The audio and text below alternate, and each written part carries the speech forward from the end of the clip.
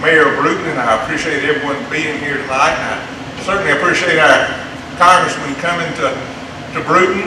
I know he's been on a number of trips. We were just talking about he just got back from Korea, which is a tough place right now. And so anyway, I want to welcome Congressman Byrne here. Thank you. Thank you, Mayor. Appreciate your hospitality of opening up this facility for us, and we appreciate everybody coming out. We're doing 11 town halls this week. We did 2 yesterday. This is the 3rd of 3 today. We'll do 3 more tomorrow and 3 more Thursday.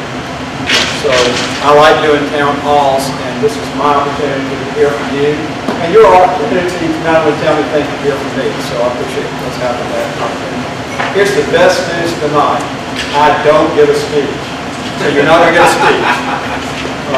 But what I do is I allow you to get up and ask questions and offer me comments, and I react to whatever you say. Sometimes it needs reaction, not to judge, but I'm here to hear whatever you want to talk about and try to give you as much information as you feel you need and whatever issues are on your mind. I did just get back from both Japan and South Korea. I was in the DMZ last Thursday at the same place Vice President Pence was a couple days after me. I think those soldiers, those North Korean soldiers came up there, the same ones that came up, took my picture.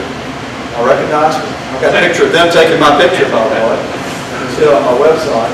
But I'd be happy to talk about that or about any issue of Washington that you have in your mind.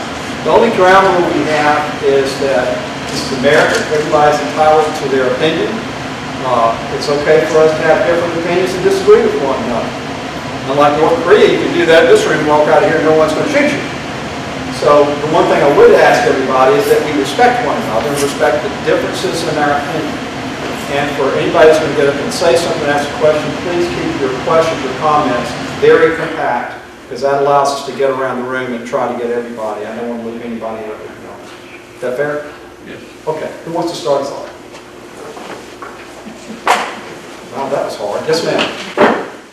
Thank you for having us here. They want you to use the microphone. Okay. On television. All right. I'm Celia Lambert. I'm from Atmore, one of your constituents from Atmore, Alabama. And soon I'll be retirement age and Medicare eligible. But my husband, who is 2 years younger than I am and has a small business, won't. We're fortunate that my employer provides health coverage, but when I'm able to retire, if I'm able to retire, he will have to have a health plan for him until he reaches Medicare age because he's 2 years younger than I am.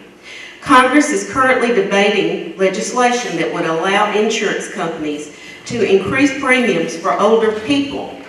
Age rating, as they call it, is just another way of imposing age tax on older Americans.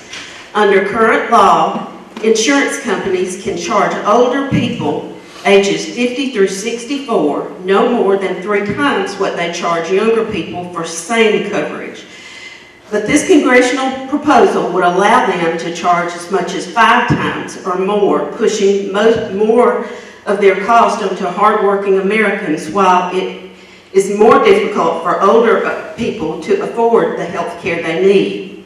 Older Americans already spend $1 of every 6 on health care, and we can't afford to spend more. Would you support legislation to reallocate funding to insurance companies on all the exchanges in order to bring insurance premiums back down for all Americans, young and old, regardless of pre-existing conditions, while ensuring older working people are not priced out of the market by these age rating proposals? Thank you. Thank you for your question. Just as a matter of reference, I am 62. My wife is 61. So this is not something that's academic to me. I do not get my personal health care through the government. I pay for it myself. So I understand exactly what you're going through, and I hear from other people that are similarly situated to you. The attempt by the federal government to address problems that we had prior to the passage of the Affordable Care Act was perhaps properly motivated, but I think misguided, and it gave us a law that is not working. 5% of the people in my congressional district are on the Obamacare exchanges, 5%. And for some of them, they've seen either a flattened premium or reduction in their premiums. But for virtually everybody else in my district, they've seen dramatic premium increases and dramatic increases in their deductibles that they have to pay before they can get any insurance. I'm hearing deductibles as high as $6,500 a year. For some people, that might as well be $6 million because they can't pay that kind of money. So in trying to address the problems of that 5%, we did some things non-intentionally that raised costs on everybody else through the roof. On top of all of that, these Obamacare exchanges are failing around the country. You've probably been reading that. In Alabama, we're down to one carrier on our exchange. It's Blue Cross Blue Shield. And I'm not here to say bad things about Blue Cross Blue Shield. They're a business and they do what they do. They are continuing to raise premiums, as you probably know, dramatically of a care package that's on the exchange. And they continue to lose money because the model under which that was put together is a model that was based upon an incorrect premise. So if we don't do something, those exchanges around the country are just failing one after the other. And I'm afraid pretty soon here, Blue Cross Blue Shield is going to say, we can't continue to lose money on this product, and then we'll lose them and we'll have nobody. There are places in Tennessee where they're going to have nobody. There are places in Mississippi where they're going to have nobody. So we can't just go in there and tinker with this. This is a big problem. Now, prior to the Affordable Care Act, individuals like your husband could go out there and pretty well pick an insurance plan that's available on the private market that made sense for what kind of coverage he needed based upon what y'all felt like you could afford to pay. After the Affordable Care Act went into place, everything got mandated by the federal government. And all the people that had those plans got a letter from their insurance carrier saying, we are canceling your plan because we can't give you that plan anymore under the federal law. We have to give you a plan that has all these other things in it, and here's what that is, and here's what that's going to cost you. And I know this because people would literally go here to show me the letters, and they'd show me what it was going to cost them, and they told me what it cost them before. So what we need to do is to create a very competitive market so that you and your husband can sit down and decide what he needs after you get to your Medicare. And you can go and shop for that like you and I can shop right now for auto insurance. You know, every time I turn on TV and watch a sporting event, you've got all these different insurance companies advertising you and trying to get us to buy auto insurance. You can't do that right now in America. And you really couldn't do that before the Affordable Care Act because two things. Number one, we don't allow you to buy insurance across state lines. You can't buy health insurance across state lines, so we don't have a real market. And secondly, we gave insurers protection from the antitrust laws. So they're not subject to the antitrust laws like just about everybody else is in our society. So what we need to do is to go back and say, okay, this was passed with the best of intentions, but it hadn't worked. Let's repeal it and replace it with something that does work.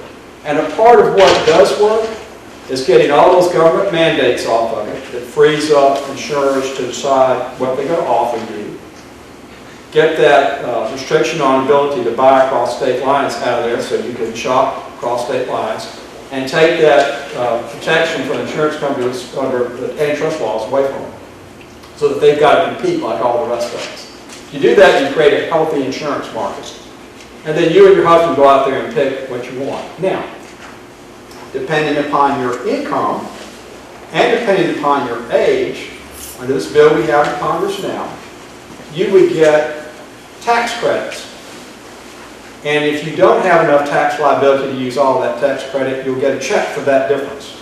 And if you don't have any tax to pay, you'll get all of it in cash. So that you can use it to go help you buy the insurance you need. So that's what I support. I can't tell you exactly, I can't answer your question exactly because it has several parts to it. And these things are complicated, so I'm trying to tell you what I'm for and I'll try to get into every one of those parts. But in the bill that we have in Congress, It protects people with pre-existing conditions because it keeps the same wording we have today. By the way, it protects young people that are on mom and dad's insurance until they're 26 as well. And we added something right before we left. You know, the bill's pending before Congress. It's in the Rules Committee that I sit on, and we added an amendment right before I left that creates a $15 billion pool in Washington that ensures that have people that have these very difficult illnesses or injuries and they cost a lot of money, allows those insurers to go in the pool, take that money out to reimburse them, which allows them to keep their premiums lower. So doing it that way, according to the insurance consulting company that looked at it, we're able to lower insurance rates for everybody in every age band, including people like me and your husband in our inner 60s. Now, it lowers it more for younger people than it does for older people. That's the nature of insurance, okay? So if you're younger right now, you're really paying through the roof, given what you've got. This will lower their premiums by as much as 40%. For somebody that's my age, it's not likely to lower more than about 7 or 8%, but it's still lower. And that's amazing that we're able to do that. But it's that fund in Washington that's providing that money that's backstopping the people that are really ill that's going to make that difference. So that's what I'm for. And I'm for that because I believe it not only helps all those people that had all the insurance premiums go up real high and had the big deductibles, but I think it does that at the same time, that 5% that needed to be on something like the exchanges, it'll give them something that will continue to provide them some insurance as we go through a transition period of a couple of years. Next question.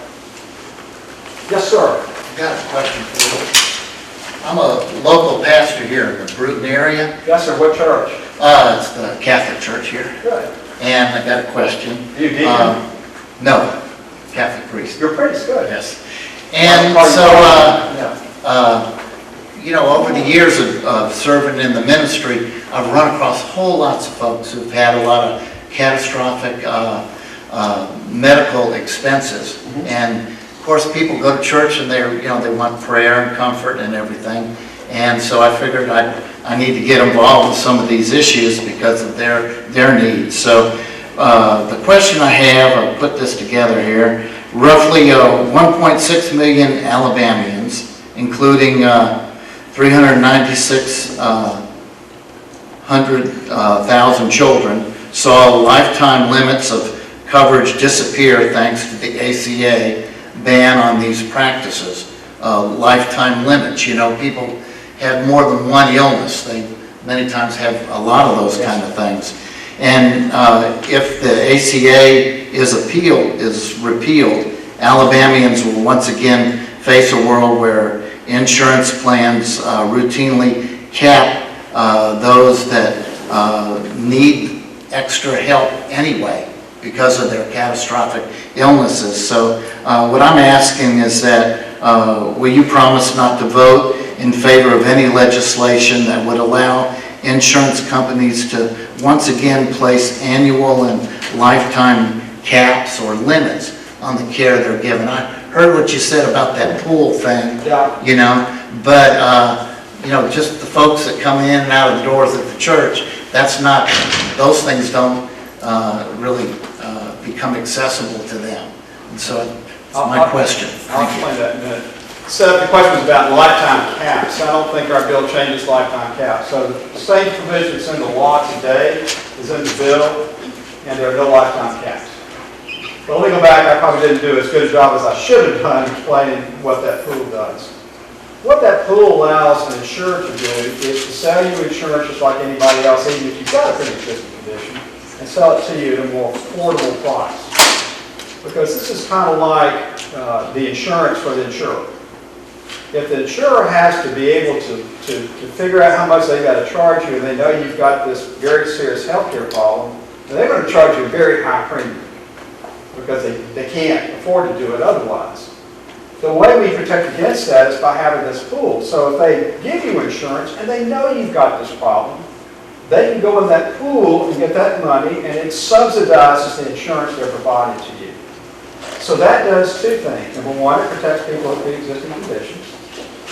There's no lifetime cap on it. And number two, it provides it in such a way to where the insurer can offer you that insurance coverage at a price that you can afford. So I don't know if that was clear to you or not. I want to make sure that over there. It essentially insures the insurer, so the insurer can give you a lower rate. But they have lifetime, no lifetime caps, and they have complete protection for pre-existing conditions. That's the bill that's pending for Congress right now, and I'm for that. Now, let me just say this. I want to make sure I say this, because this is the way Congress works. There may be more amendments. And certainly it goes to the Senate, they're going to make more amendments. So I'm talking to you today about a thing that's a work in progress, and it may change. And so you and I may have to have a sort of moving conversation as it moves through. But right now, in the form that this bill is in Congress, I'm prepared to vote for it, because I think it will help with the premiums and the deductibles for people who weren't in Obamacare before now, and it's not going to unduly hurt anybody that's in Obamacare. Okay? Yes, ma'am. Hello, doctor. Yeah, Marsha Rollerson, pediatrician. One of the things in that bill is to change how children, we have the lowest rate of uninsured children in Alabama we've ever had, and nationwide as well. One of the changes they made is not to continue coverage for a year. That states would have to recertify children for Medicaid or for our CHIP program, all kids, every 6 months. I've been an advisor to Medicaid and CHIP for 25 years. One of the things that we learned was two things. It's very expensive for people to have to recertify every 6 months. We believe that continuous coverage for a year is best, especially for newborns. When they're born, you cover them that first year of life.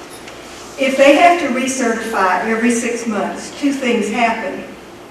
Most kids after age 2 only come in once or twice a year. They don't know that they're not covered anymore. It's very expensive for Medicaid or all kids to try to recertify, and they get behind. They send out letters telling you to come in and recertify. And those letters, if they don't get delivered, are thrown away. They're not forwarded.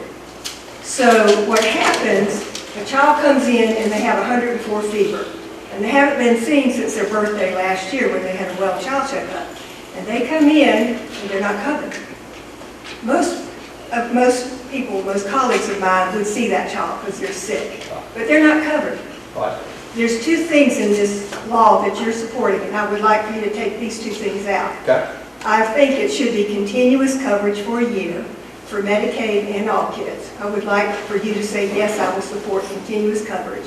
And the second thing is, right now, because there's a problem with children being recertified, if you're on Medicaid and you come in and you're really sick, the doctor sees you, they don't turn you away. But you have 3 months to help that family get recertified. As this new bill is written, you don't have that anymore. So if I see the child and I send them to get recertified, great, but I don't get paid. It makes it hard for pediatricians, who are the lowest paid specialists besides psychiatrists, for us to make a living when we're trying to take care of sick children and the law doesn't allow for them to get recertified in a timely manner. Okay. So I would like to hear you say, yes, I'm for 1 year continuous coverage, and yes, I'm for a 3-month period where they can be recertified if they're not certified. Okay. Let me say yes, I want to look into it, because you've raised something I haven't heard before. Well, I read the whole law. I obviously did. I know It was you very did. difficult to read. I know you did, But I but- read the whole law, and both of those things are in there. You read it with different eyes than somebody that's not a practitioner like you read it. That's the problem with this. I've read every word of it, some of the words several times, and sat through 18 hours of committee hearings on it. So I've heard a lot about it, but you give me a perspective I haven't heard before about those two issues. And you know me, I'm going to go back and do my homework on them. And I'll do my homework on them, and I'll look at them hard within the context of what you're telling me. The reason I'm told that we went down to 6 months is, you have income eligibility here. We have people that are income eligible, and then they get a job again, and they're not income eligible. And we're trying to check them more often, because if they're not income eligible, we shouldn't be shelling out the money, because it's taxpayer money when we do that. Well, So it's an effort to get people to remain in compliance And they're not going to do it. I mean, if we don't tell them, make them come back in, they're not going to come back in and say, hey, I made more money. So this is a way for us to try to save some money in the program. Once a year is enough. If you try to save money by making it 6 months, you end up costing yourself a lot more by having to send out notices, track them down, get the paperwork done, and they're always behind. They're always behind. The reason I want to go back and check on it is you've given me that perspective, and I want to have the opportunity to talk to the people that wrote that provision of the bill and talk to them about that in light of your experience. And they have been, I got to tell you this, in my conversations with them, they've been very good about listening to congressmen that listen to somebody like you and come back and say, all right, let's see what we can do about that. So I have one other thing. let me do that. The other thing, will you support funding of the Children's Health Insurance Program by July? Right now, there are 160,000 children in Alabama who get their medical care through CHIP or All Kids. Those 160,000 children are 100% paid for by the federal government. Right. And the money from the state, if that's not reauthorized, would have to come either from our health department, which is already strapped, Right. or our Medicaid program. Half of them are from the health department, half of them from Medicaid. So if that's not funded, two things will happen. We'll have to try to scramble in the state and try and find the money to support those kids, or they'll have to start throwing them off because they don't have the money. Let me find out the status of that. Seth, what's the status of the CHIPS program by July? Have you heard anything recently? We'll have to check. I don't know that there's going to be a problem there. I have not heard that there's going to be a problem there. But obviously, there are a lot of things going on in Washington right now. There may be that there's something. I'm not on that committee, so I'm not always abreast of it like I'd like to be. Let us go back to Washington and find out what the status of the CHIPS authorization is. I don't know. It's authorized, but it's not budgeted. The problem is the state is making their budget right now. The state of Alabama is making up their budget because our legislation's in session. And that's true all over the United States. So they're not really budgeting for those 160,000 children. And the funding runs out at the end of September. Okay, we'll find out about it. I've heard about it, I have heard about it, and I thought in my mind, and I don't want to tell you this for sure because I've heard so many different things, I thought I heard that there's something in progress that's going to take care of that. But let's go back. I certainly have your contact information. As soon as we find out the status of that, we'll let you know. Other questions? Yes, sir. Since we're on healthcare, we'll Yes. just stay on that for a while. First off, I'd like to thank you for your support, the association, hospital association support with wage index, as you know, and I tell you this every time you come. It's a big deal for our hospital in rural Alabama, and I know you got us into Secretary Price's office, so we've had good conversation. For any of you who may not know, Medicare reimburses Alabama hospitals at the lowest rate of anybody in the United States. And it's because of wage index. It's outdated and needs to be fixed, and Congressman has helped us down that path. Hopefully we'll fix that. So thank you for that. Sure. And I know you said there probably would be amendments to the repeal or replace, and just a couple of comments, because I have not read it, so I'll raise my hand. I have not read it. It's very difficult because every other thing refers you back to the Social Security Act. I do rely on my association, which has time to do these things and talks to me, and we talk some about this, but a couple of things. One, I know in healthcare reform, part of the program was to begin to take away some of the funds that hospitals get as part of the program as more population became insured. You know, we're going to fill that. I would like to see if we can do something about putting some of that funding back into the hospitals. Secondly, as far as there's discussions about block grants. Yes. Is one thing. I don't, you know, That's in the legislation as an alternative. right, and my concern is, I don't know that block grants are a solution for Alabama. Dr. Rawlston mentioned Medicaid. The way we fund some of the health care that goes on in this state, you know, with Medicaid, I don't know that that is a good option, in my opinion. So I'll offer that. And then there's also been discussion about per capitas. That's also an alternative. And as we're a low-cost provider when it comes to health care in Alabama. I know some of us in the room probably don't recognize that because of our premiums and other, but we are when you look at it nationally. And my concern, if we go that route, that we don't just take these baselines that are out there and say that's the way it's going to be, because I believe it will continue to punish the folks who are providing quality health care in Alabama. So just a couple of points for consideration is what I would say. So. Well, those two alternatives are in the present bill. We have talked to the state folks about this because before we got down over very far, we wanted to know their feedback on it. And because this program puts in a provision that allocates a special fund to states that are not Medicaid expansion states, the state of Alabama is going to get a significant amount of money in addition to what they get normally for Medicaid, in addition to what they would get if block granted per capita. The reason for that is to give the states extra money to innovate and to address problems like that. But it would be up to the state.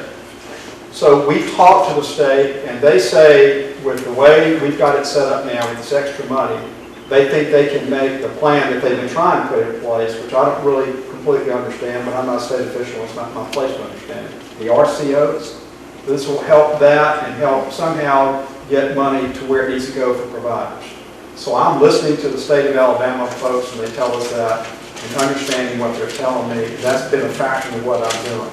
I'm certainly happy to go back and find out more about it. In the meantime, we had a very good meeting with a gentleman that works for CMMS. CMMS is a federal agency that controls how much money providers get from Medicare and Medicaid.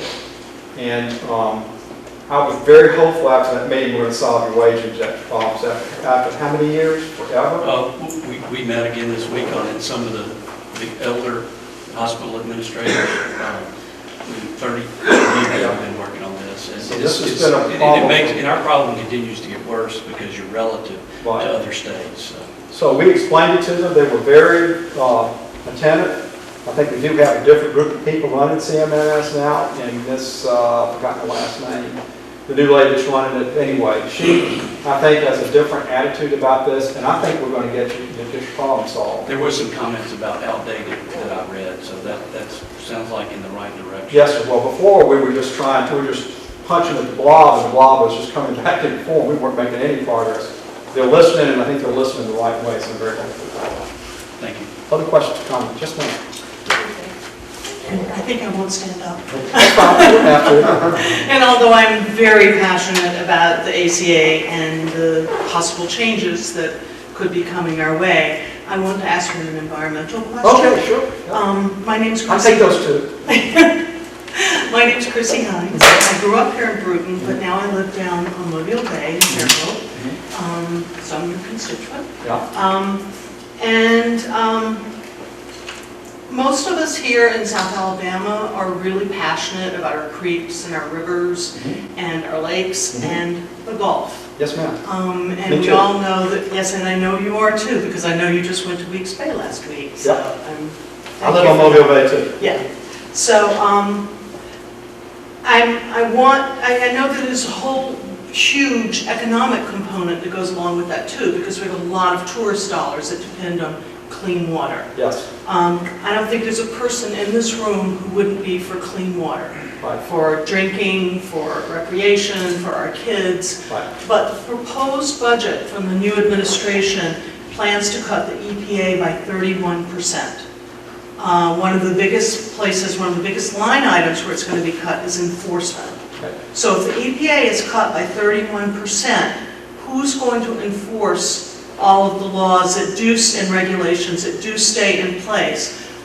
Who's going to prevent industry from dumping things into our rivers, come down through the Delta, down into the Bay, down into the Gulf, and kind of ruin everything for everybody? I'm wondering if you can promise the people in this room that you will not support a budget that cuts the EPA that drastically. Okay. I'm not going to make that promise because I do think we should cut the EPA. But let me tell you who enforces that law now in Alabama. It's not the EPA. It's a state agency called ADEM. Yes, I'm and gonna ADEM talk is about being it. cut as well. So we're not cutting ADEM. I'm not cutting ADEM. But we see enforcement activity from the EPA that is, I think, outside the law and overreach.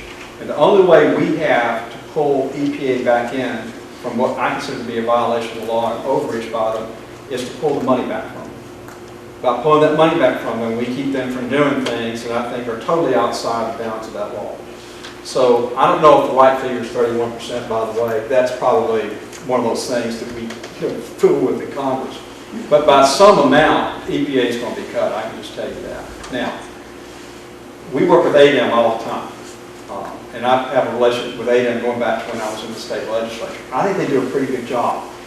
And the way they do a pretty good job is that they have figured out that they get compliance better by working with you than by coming in with that heavy hammer and just pounding you with a fine or whatever. And when I talk to people in business and industry, I get very positive feedback and say, look, all I want to know is what do I need to do to comply?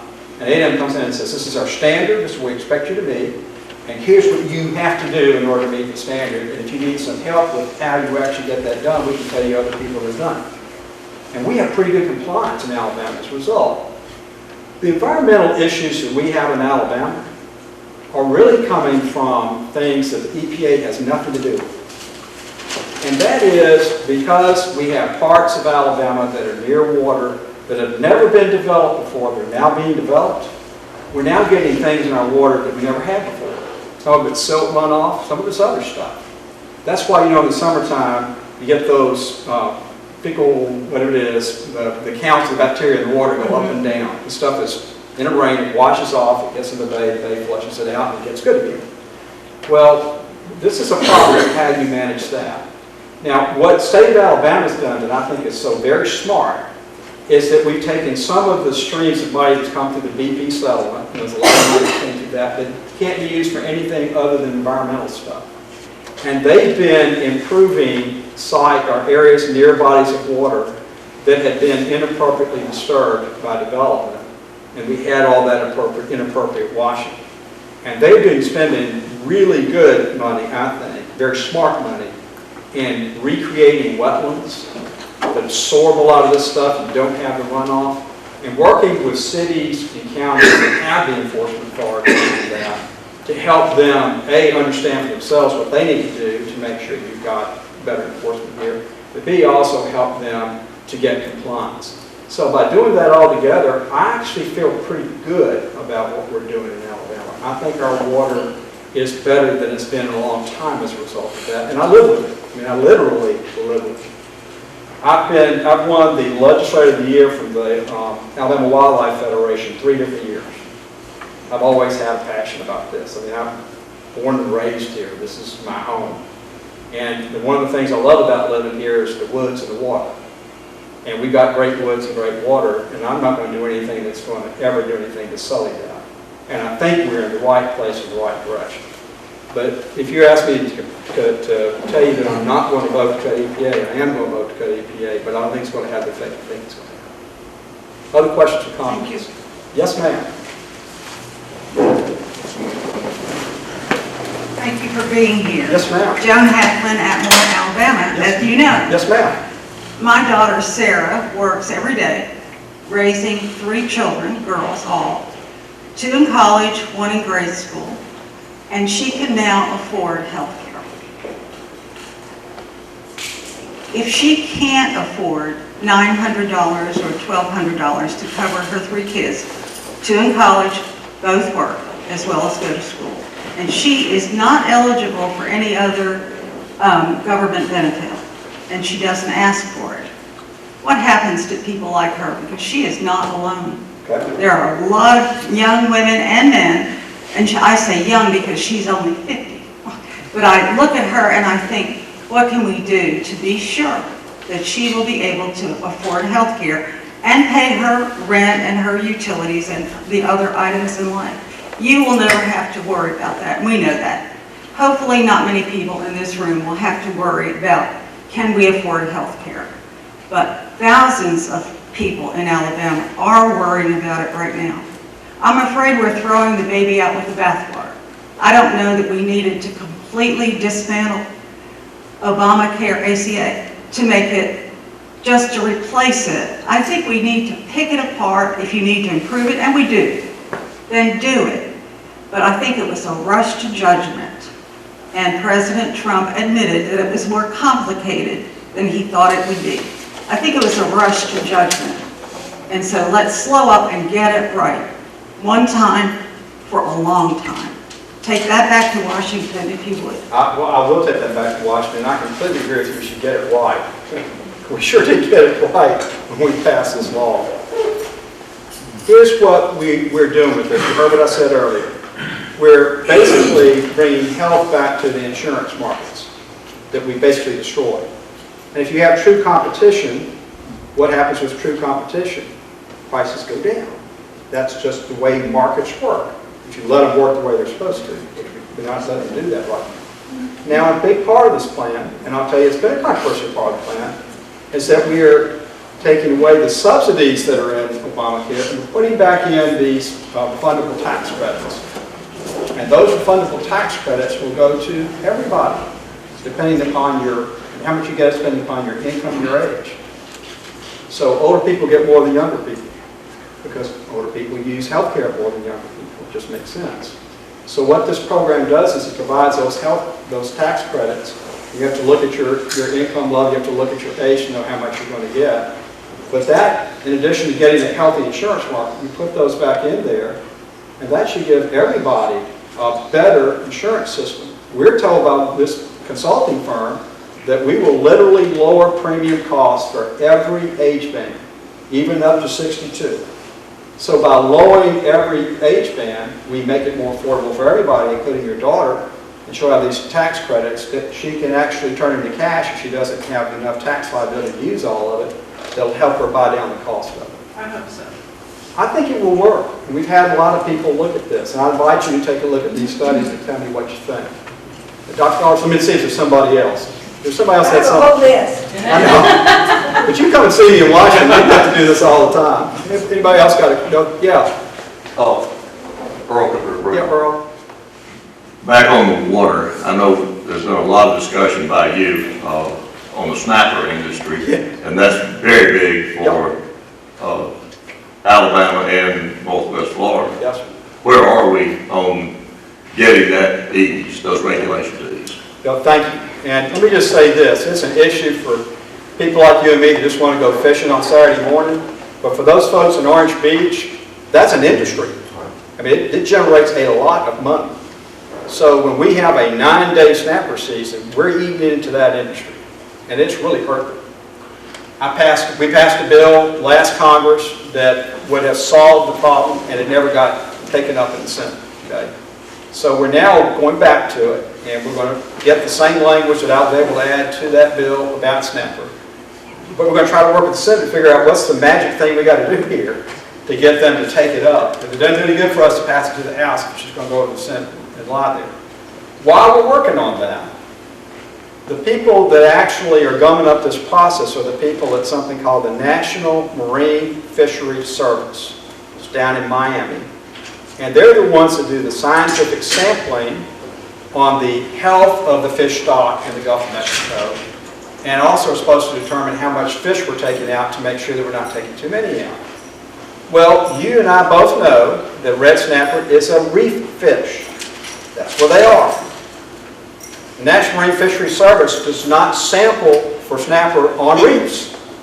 So it's like looking for a timber wolf in the desert. You're not going to find it. So we know the University of South Alabama Marine Sciences Department does sample on reefs. And because they sample on reefs, they have an accurate count of what's actually out there. Our Department of Conservation also gets a real count of how many fish we're taking out of the water. For this program where you actually report the fish you take out. Now, if you put those two together and you get the fish stock count accurate up here instead of being down here, and we know they've overcounted how much we're taking out, instead of having the fish count that we're taking out artificially up here, you have it down here, it's a big gap. You know what that gap is? A longer snapper season.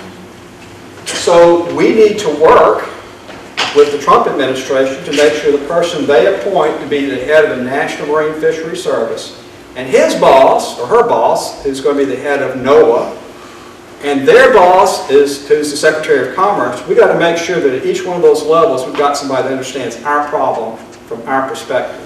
And so we're going to be working with the Trump administration on those two very key appointments, the head of NOAA, the head of the National Marine Fisheries Service.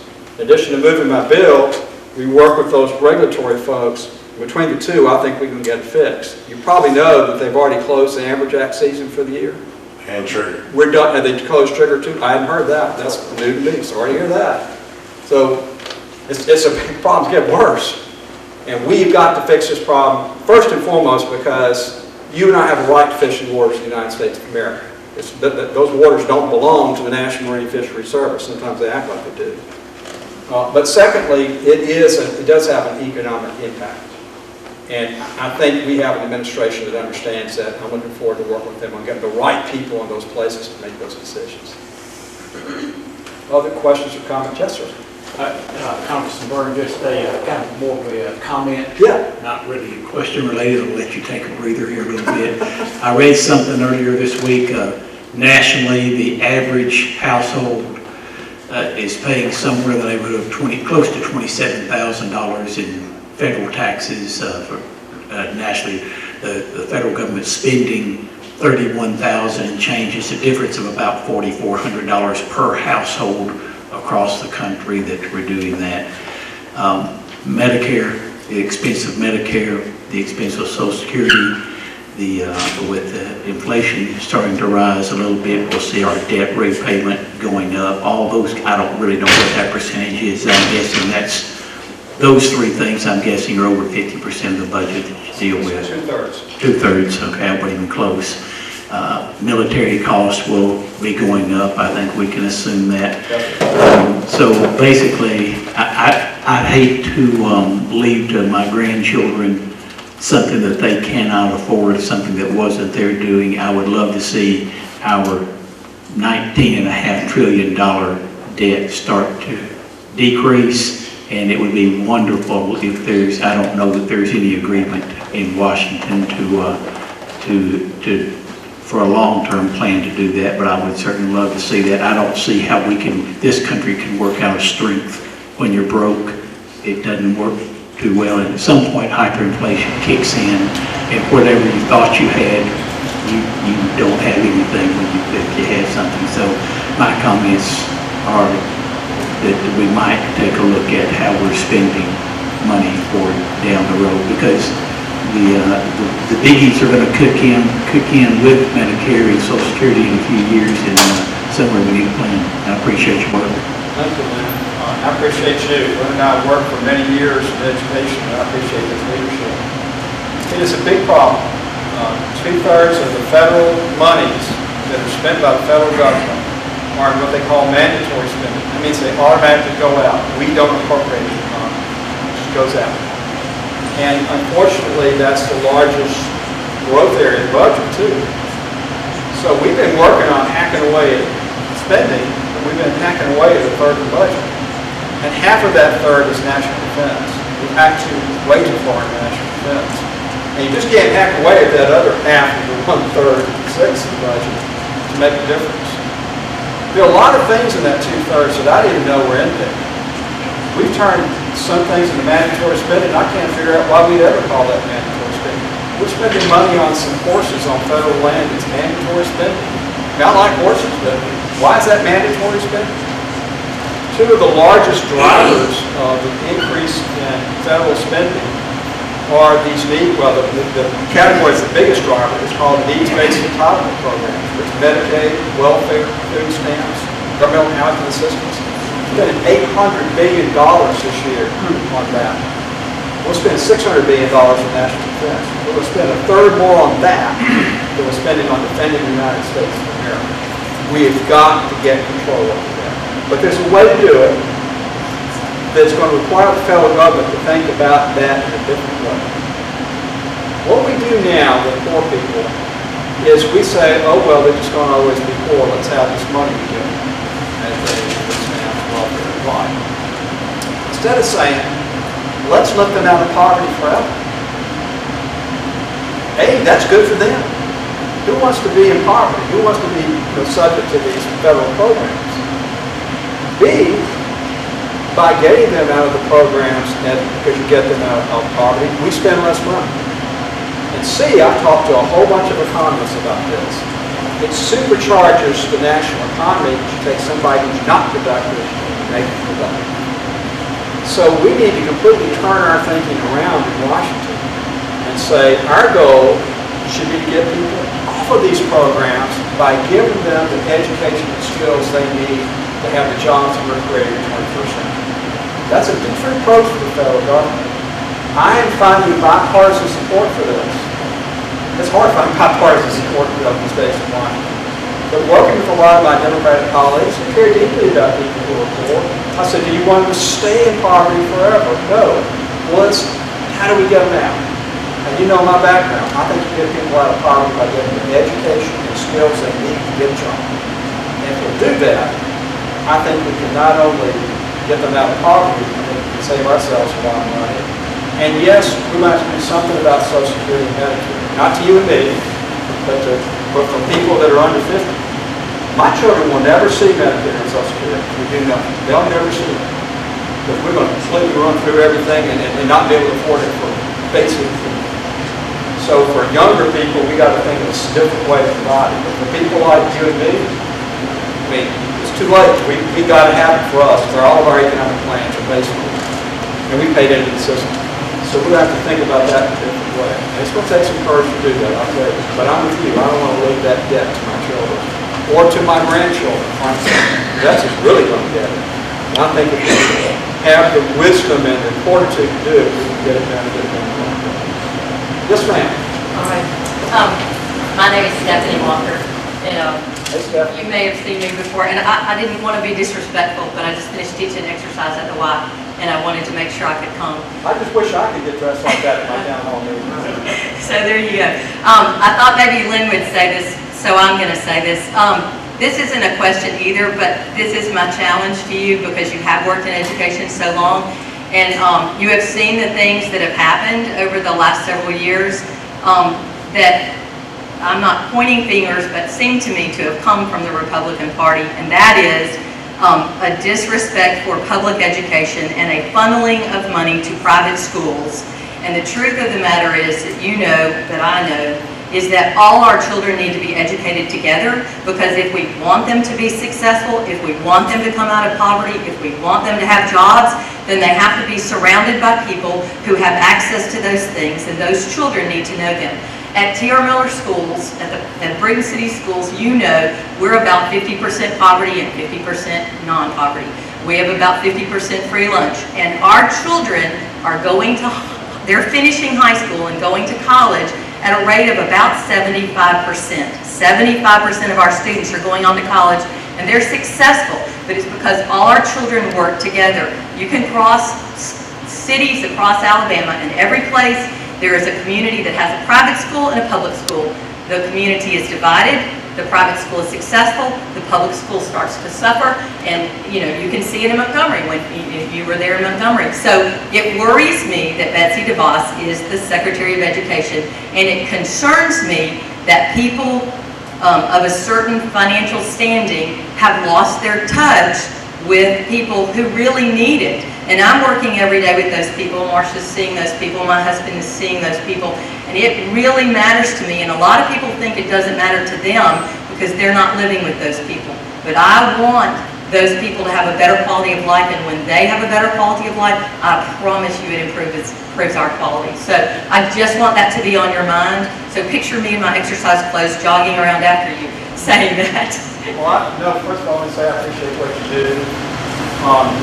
Not just spending 8 years on the state school board, but raising 4 children that all went through public schools.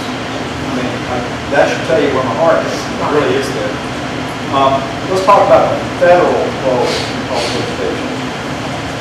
We passed this law, or Congress passed this law back in early 2000 called No Child Left Behind.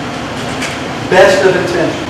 Okay, let's give everybody an A+ for intentions. It's not hard. It's Democrats and Republicans, George W. Bush and Jerry Kennedy and everybody. But you know how where you get when you're going down the best of intentions road? Well, we got it. And we started letting Washington decide who's a Hollywood Wi-Fi teacher and who's not and all that. We passed a law a year and a half ago called Every Student's a Student's Now. And it's basically a rollback of all that stuff, No Child Left Behind. And we did it with bipartisan support, by the way. We did it, President Obama signed it. Okay, so this was not a Republican thing.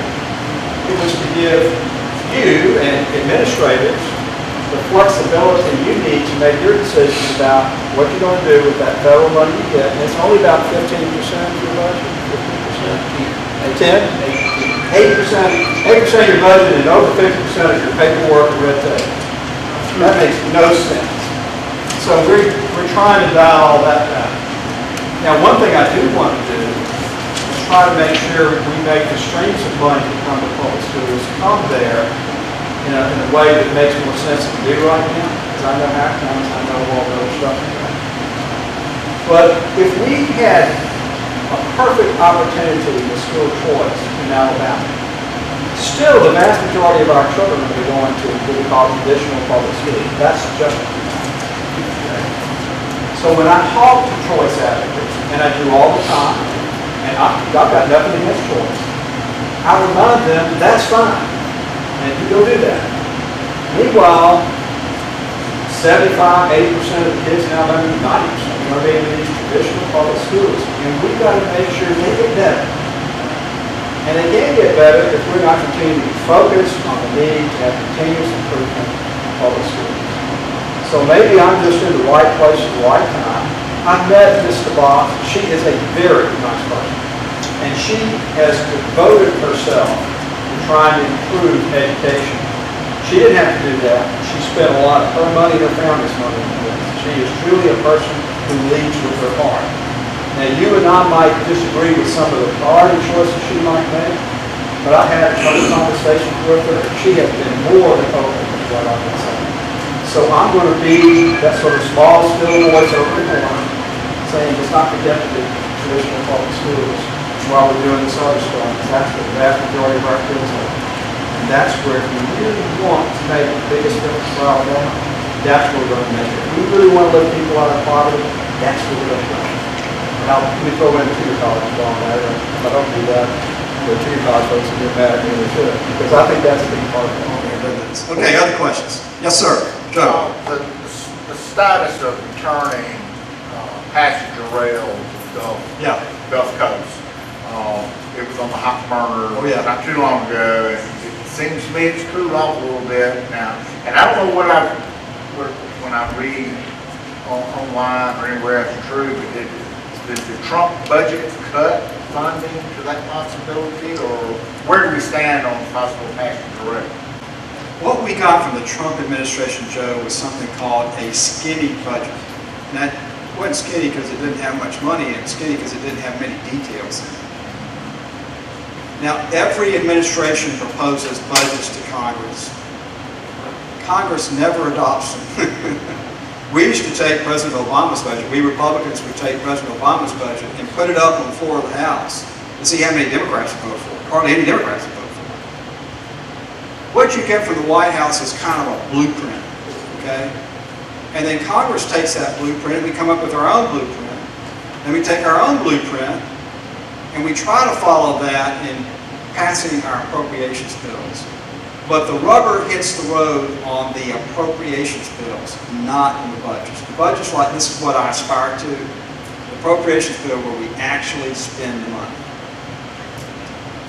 So I know that we've gotten this proposed skinny budget, and I'll be honest with you, we've been dealing with 1,000 other things. I haven't spent much time with it because I know we've got another budget coming, then we've got our budget process, and so this thing's got 1,000 steps to go through. And so I don't get too worked up one way or the other about anything in there because I know how much more work's going to be done to this. Now the guy that put together the skinny budget is a guy named Nick Mulvaney, who was in the House with us. He was a member from South Carolina. I like Nick Mulvaney very much. And I'm glad he's the head of the Office of Management and Budget because he is a sure enough fiscal conservative asking hard questions about why we spend that money. And I want somebody exactly like Nick in there asking those questions because we do waste money in the federal government. And he's going to ferret that out. That doesn't necessarily mean that that program you just talked about would be one that would be cut. I don't know, and it's way too early to know. So you're going to have to follow this process as it goes through the iterations it goes through. And I wish I could say this is a nice, neat, easy way to do things. The legislative process in Washington, the appropriation process, is by design not nice and easy because the founding fathers didn't want it to be that way. They wanted it to be hard. And I'm glad it's hard. It makes us think it through better. So follow the process and see where it goes. And as we get further down to it, maybe we need to renew that conversation. One last question. Yes, sir. You, sir. I'm a small business owner in Brewton, and by government definition, we have around 40 employees in each one of our small businesses, and they define us as a big business. Because of that, we're under continuing heavier regulations. Obamacare, I won't even go into the nightmare of what we went through with that. And then the Fair Wage and Labor Act didn't go through or was never implemented, but we spent a month preparing for that. And it seems businesses my size that aren't big businesses, but the government considers them a big business. We don't have an HR department, we don't have a compliance department, we don't have all these departments. So we're having to hire very expensive consultants because now it's federally mandated, we have to comply. Right.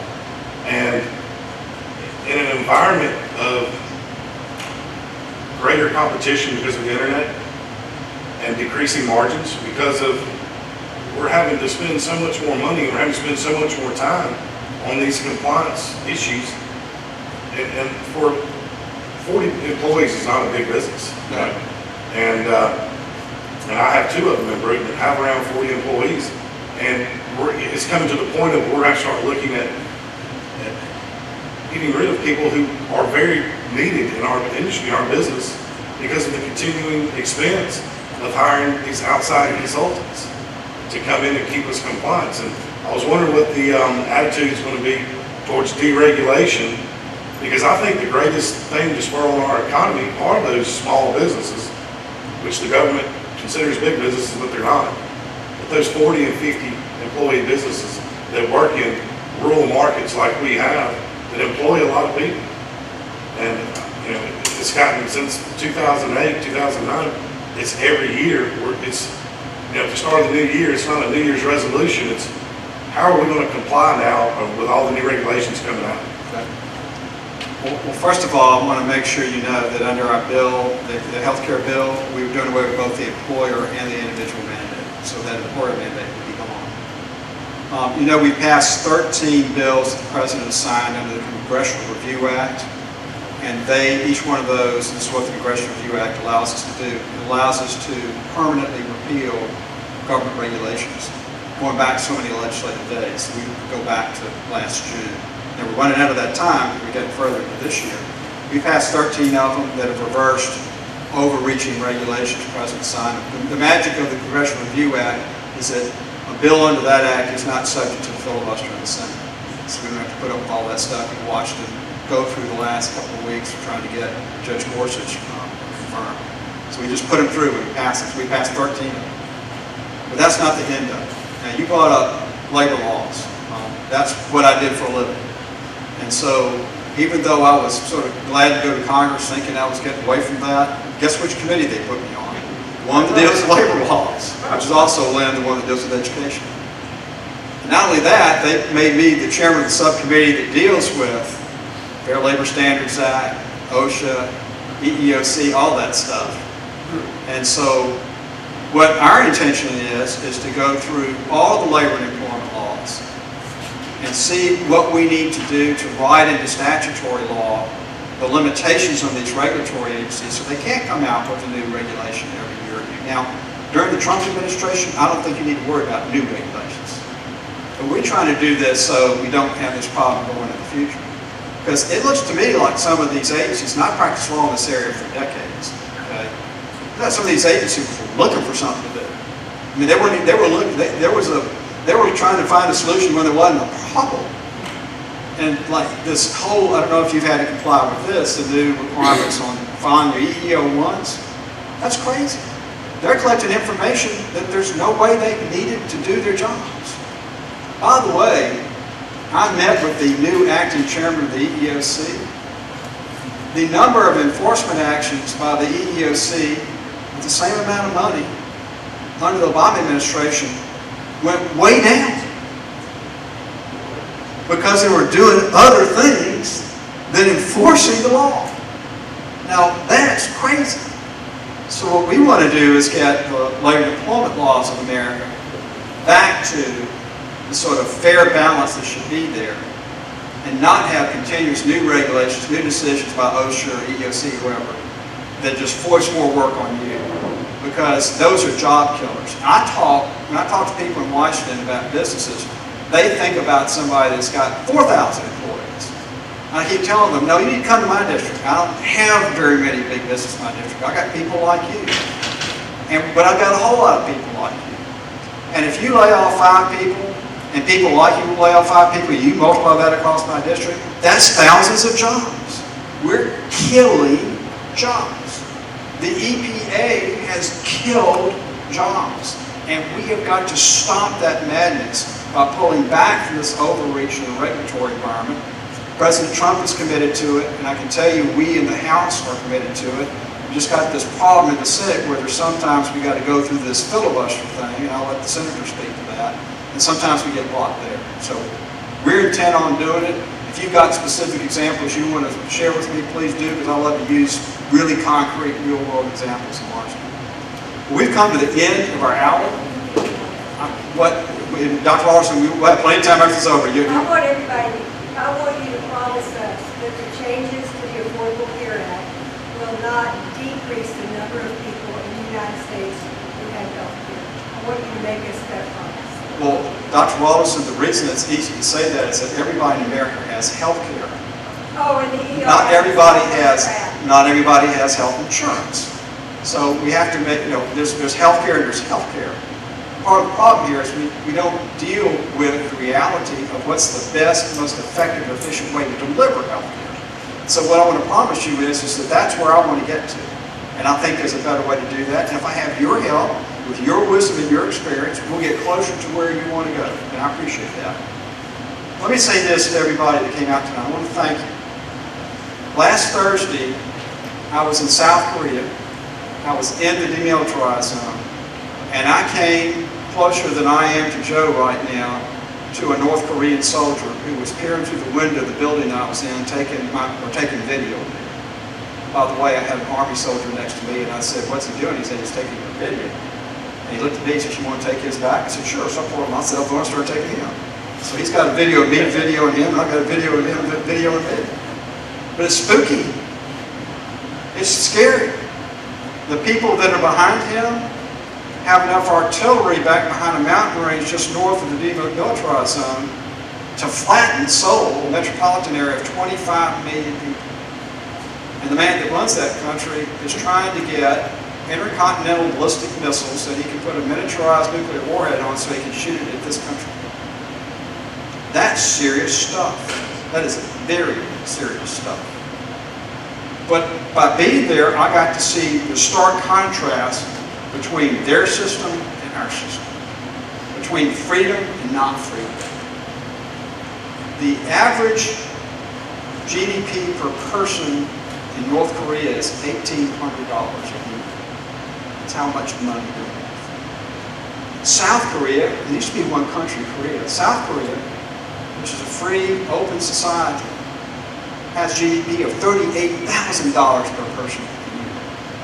It's the difference between having freedom and a market economy and not having it. It's as stark a contrast as you can find. One's dangerous and causing the people to starve to death and killing people, and one's one of the most vibrant economies in the world. I want America to be true to our roots and to continue to be a country of freedom, where people are safe, and where we are able, through our market economy and through the freedoms we've got, to make the sort of quality of life that's the highest in the world, and continue to have that for my children and now my grandchildren. I go to Washington to vote for you. I don't vote for those people in Washington. I like them, they're nice people, but I'm not sent there to work for them. I'm sent there to work for you. And I work very hard, and my staff works very hard to get it right when we vote on the floor of the House. We work very hard to get it right. But we do our job better the more we hear from you. I appreciate you coming out tonight. I appreciate getting your phone calls, your emails, your letters. I appreciate when Dr. Larson comes to see me a couple of times a year, and some of the rest of you come to see me. Please let us know how we can do our job better. Because if you'll do that, I promise you we're going to give it 1,000% effort to get it right. Thank you for who you are. Thank you, Mayor, for letting us be here. God bless you, and God bless the United States of America.